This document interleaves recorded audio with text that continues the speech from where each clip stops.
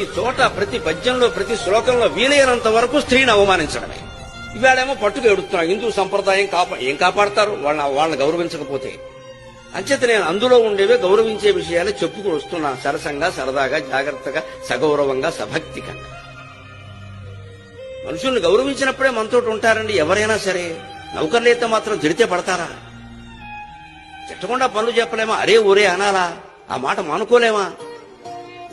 మనం ఈ కులాల్లో, పెద్ద కులాల్లో పుట్టాం కాబట్టి సరిపోయింది. ఆ కులాల్లో పుట్టుంటే ఆ బాధ మందే కదా, అప్పుడు తెలిసేది కదా.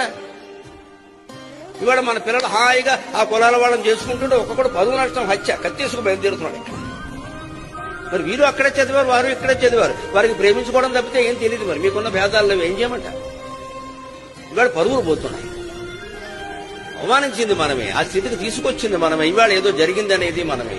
మొత్తం సమాజంలో ఈ కులపరమైనటువంటి భావాలు నశించే వరకు, ఎక్కువ తక్కువ అనే భావాలు పోయి మంచి చెడ్డ మాత్రమే ఉండే వరకు ఈ భేదాలు పోవండి.